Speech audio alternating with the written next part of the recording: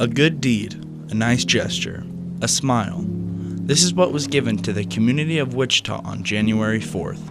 The Garden City High School girls and boys varsity bowling teams went down to Wichita to bowl in a tournament.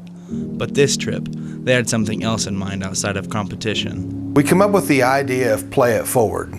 Play It Forward was an opportunity for the varsity program on our first road trip in Wichita to do a little team bonding and to give back to people in that community. And so we made a game out of it, a competition, the boys against the girls, and it was an amazing time for both the girls team and the boys team, and it gave them an opportunity to see just how meaningful it could be to give back to others.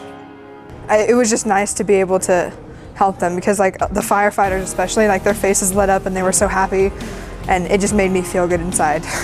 The team wanted to give back to communities to show their appreciation for the support the school has given them while representing GCHS. Here at Garden City High School, our administration has made a real effort for us to become givers back to the community and a school of service. It didn't only make an impact on those receiving, it made an impact on those giving. I know that we called it a competition and said that there'd be a winner and a loser, but I think when it was all said and done, when we got together and talked about the experiences that everybody had, we all agreed that everybody won in that situation. The lesson is to give without expecting anything in return. For BBS TV, I'm Brayden Bicket.